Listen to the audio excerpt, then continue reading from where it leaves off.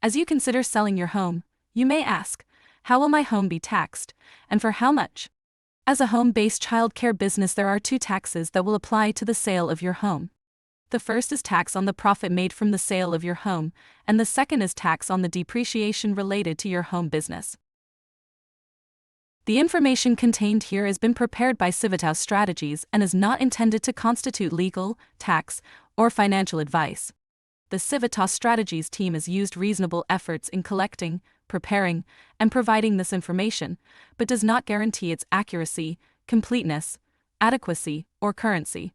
The publication and distribution of this information is not intended to create, and receipt does not constitute, an attorney-client or any other advisory relationship.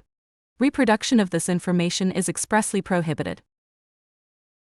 In today's conversation, we will discuss the two taxes previously mentioned: tax on the profit from the sale of your home and tax on depreciation. We'll also go over a few special circumstances that may come up regarding the sale of your home. Tax on profit is relatively straightforward. If you are a single filer, you are able to exclude $250,000 of the profit, and if you are married and filing jointly, you are able to exclude $500,000. To take the exclusion, you or your spouse must have owned the home for at least 2 of the past 5 years, and it must have been your primary residence for at least 2 of the last 5 years as well. In most cases, to determine the amount of profit from the sale of your home, you start by taking the price you purchased it for and subtracting the price you're selling it for. Any profit not excluded based upon your filing status is considered ordinary income, and it is taxed at the usual tax rate for your income. If you used your home for business, you may need to pay back some or all of the depreciation you were entitled to take on your property. There is no exclusion for the depreciation of your home associated with the sale of your house if it was used for business after 1997.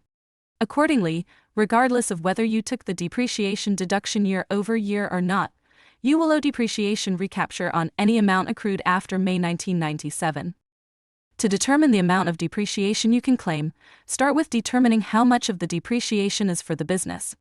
Take the purchase price of the home and multiply it by the time-space percentage. This equals the amount of the home's value that would be depreciated through the business. Because we know depreciation on a home occurs over 39 years, divide the total depreciation by 39 to equal 1 year of depreciation. Then, multiply the amount by the number of years you own the home to determine the amount that is subject to ordinary income taxes. As stated earlier, when you sell your home that was used for business, the tax on depreciation happens whether you depreciated your home on your taxes every year or not. Many family childcare providers do not take depreciation annually out of concern as to how it will impact their eventual sale, but it is going to be taxed regardless.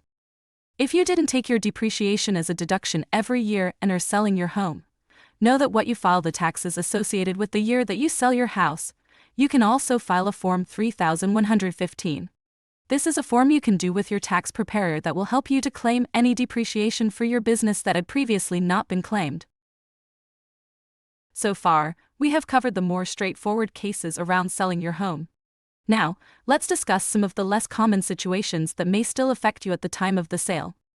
To start, the basis of your home sale refers to the value the home was considered to have at the time of purchase, and you would use it for the purchase price when you sell. First, if you acquired your home as part of a divorce settlement, you are allowed to count the time that you and your spouse own the home as part of your 2 years that are required before the sale, and the price of the house that would be used to determine the sale would be the same price that you and your spouse purchased it for originally. Second, if you inherited a home, typically you would use the same price that the person bequeathing the home to you purchased it for. However, there are special rules for inheritance. If you've inherited from somebody who is not a spouse, the executor can adjust the basis, so talk to your tax preparer about the specifics. Third, if you inherited a house from a spouse and you're in a community property state, such as Texas, Wisconsin, Washington, California, Arizona, Idaho, Louisiana, Nevada, and New Mexico, the basis is the fair market value at the time you inherited the house. Outside of a community property state, the basis would be the fair market value at the time of your spouse's death, multiplied by the percentage of the home you owned. Finally, several improvements can adjust the basis of your home, like adding a patio, or an addition, or expanding your home. In each case, you would adjust the basis of your home by taking the original cost and adding the cost of the improvement to create the new number. For more early care and education resources, please visit the Wisconsin Early Childhood Association website at wisconsinearlychildhood.org. If you are not a member of the Wisconsin Early Education Shared Services Network, visit wisconsinearlychildhood.org/program/WESN to learn about the business training and support it offers, as well as information on joining WESN.